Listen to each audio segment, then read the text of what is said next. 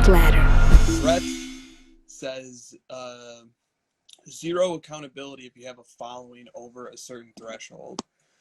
And I think that's a really important point, is that we need to hold content creators, thought leaders, influencers accountable for prognostications that have been made.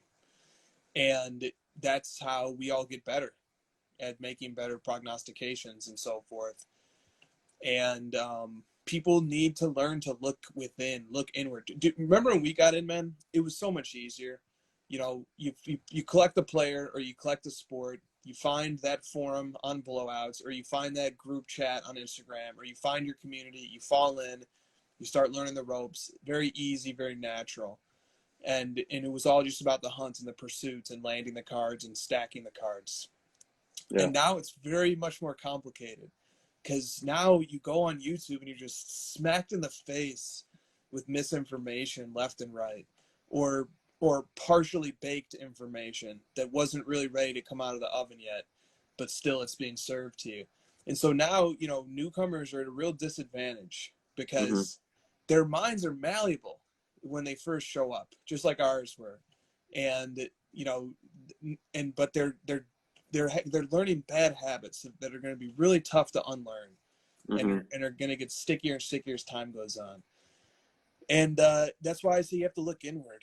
And this hobby, you really have to trust your instincts. You have to trust yourself, and not follow even some of the most loudest voices in the hobby are still by themselves sheep-like in their own way. And they're just following the even bigger fish and trying to get in his wake.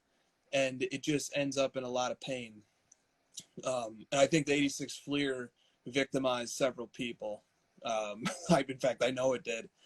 Several people were victims of the 86 Fleer mania. I don't know. What do you think about this? About the accountability of thought leaders and content creators? Sure. I think about the accountability in a little bit different way, so this will be good that we think about it differently, because it'll jump into a separate topic. And the way that I think about it is, I get really, really frustrated when a leader, like you're describing, a thought leader, an influencer, whatever you want to call it, makes a prediction and then doesn't follow through with it in any way, shape, or form, especially when it goes down. Like, we'll follow through on stuff, we'll follow up on stuff, check on things that we've talked about, go back and look at the past. If I say to you guys, hey, I think player A is going to be the best investment of your life, you should go buy him now. And then 6 months from now, I tell you, what you should be doing, guys, is collecting that player, and not even like hinting at the fact that you told everyone to invest in them, and now all of a sudden you're telling them to collect because you know they're getting absolutely crushed listening to your advice, and you never, went back and followed through on the advice you gave prior. You didn't go back and say, hey guys, sorry, I've learned from this mistake. I shouldn't have said buy these cards. It's gone down clearly. I've made this mistake. I won't get into the business of telling you who to buy when. No, just shift straight over to, no, guys, you should have been collectors all along. I told you, so this very hypocritical failure to be accountable for what you've said in the past, and it pisses me off to no end. Fucking pisses me off. Dude, if I said something like that, I'd be the first one here on the show. And if you guys have anything that you're like, oh, you said this, I'll freaking be like, I'll be the first one. Hold up my arms. You know what? I messed up. Shouldn't have said that shit. It was wrong.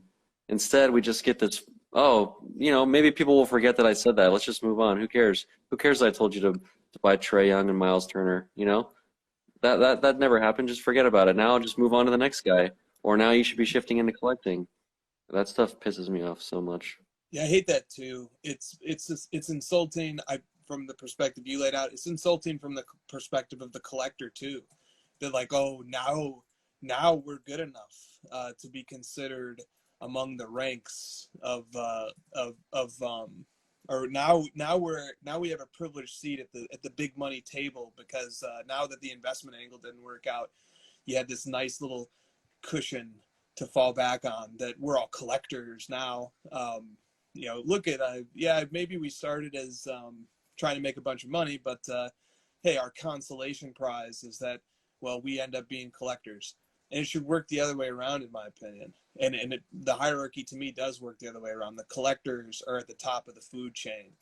And you know, to be really becoming a true collector is an art form, and it's the secret sauce. It's the secret to succeeding in the stock market of sports cards is learning the art of collecting. That's, in my humble opinion, that's how you master this domain. Some of the chat topic. CZ_cards made a great point. The funny part is now is probably the best time to start investing. It's crazy to me that like you're willing to jump on things when it's at the all-time high, and you're willing to put your flag into this is going to go higher versus like, guys, everyone else is getting crushed. They're panic selling. Prices are going down a ton. Now's your chance to capitalize on everyone else's fear. Like, why can't, if we're all going to be Warren Buffett and Charlie Munger, listen to like their one piece of advice, which is like, when everyone else is fearful, get greedy and start buying more. It's crazy to me. And we've said it a million times, like, if you actually believe in a guy, wait until people give up on them, then start to buy it. So these investors aren't even good investors. Is that what you're telling me? I'm shocked. Joshua's Cards makes an interesting point. Those types of content creators are just mimicking pro sports media takes. There's no accountability, but it doesn't matter because people like the polarizing takes. I think that's right. I think they're seeing they watch First Take every morning, and then they go and they role play Stephen A. Smith and Max Kellerman, or Skip Bayless and Shannon Sharp. But this is a very different topic. This is dealing in a financial market, or a pseudo financial market, is a very, very different thing than just firing off hot sports takes to get clicks. It's very different. The implications are different. The consequences are different. The audience is different. But I think you're right, man. I think there's something to that. Dude, the other day, I get sucked into the Skip Bayless, Shannon Sharp show a lot because it's just like, I just can't help it sometimes. Yeah. Like I love the rage that it provides me. And I had to listen to Skip Bayless talk for 10 minutes about how he was proud of Paul George for how he played in the first 3 quarters, but it's okay that he missed those 2 free throws. When all I ever hear from that fucking guy is he doesn't care how good LeBron plays in the first 3 quarters. If he misses 2 free throws at the end, he's a bum. Oh, okay, so I understand. So when it's better for you know, the way that you pitch things, as long as it's just fucking God, it makes me so mad. He knows it too. He's like laughing it through. And Shannon's like, "Are you serious? That's all I hear from you. It doesn't even matter what you do in the first 3 quarters. But for Paul George, yeah, sure." Yeah. Yep. Oh, man. It's too bad these chats don't get to live on. This is just this chat is a treat for anybody who's getting to live through it tonight. I need to stop ranting so I can read this chat instead. Anything to fit the narrative. Yeah, the narrative, the point I was trying to make is that you brought it up, which is that, you know, whatever looks good for your brand and your narrative, it doesn't really actually matter if you're right or wrong or if you're accountable for anything you've said in the past. Just as long as it's like better for your character, which is what it is, man. These are characters if you really think about it. Some of these like top 10, you know, the highest follower the highest follower influencers, they have like a character to uphold to. They have to like stick to a certain brand, and when they get off brand, it's just not as entertaining. So like, it's entertainment, right? You're not even like providing actual financial advice. Maybe you should just put that in the bottom right with a little star next to all your videos. This is not actual financial advice. This is a show for entertainment. I just want your clicks. Dude, something like that really might need to happen. Something like that definitely might need to happen. Dude, we have the smartest chat in all the hobby. I'll just say it right now.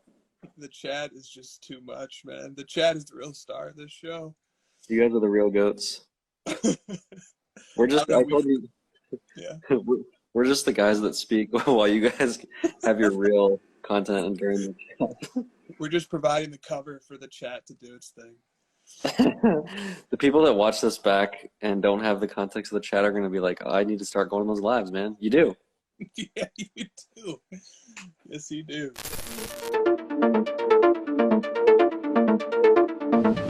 For all the Warren Buffetts and Charlie Mungers, this is your chance. You have until July 1st to put together a fantasy collection of up to $10,000, picking from any of the 11,500 cards in the Card Ladder database. Build your collection. We will not let you go over 10,000. Build your collection, have it in by July 1st, and then just sit back and wait. And whoever's collection appreciates most over the month of July will win the prize. And second and third place will get the second and third place prizes. Games only available to Card Ladder Pro members. The prize, this is a 2019-20 Prism Cello box. These go for about $1,200 or $1,300 right now, plus a 1-year subscription to Card Ladder. And second and third place get subscriptions, 1-year subscriptions to Card Ladder as well. We're giving away a legit prize here. This is a $1,000, $1,200 box of cards. There's already like over, I think there's like 150 people that have signed up already and put in their collections, and it's gonna be fun. You know, it's gonna be a battle. Let's see what happens.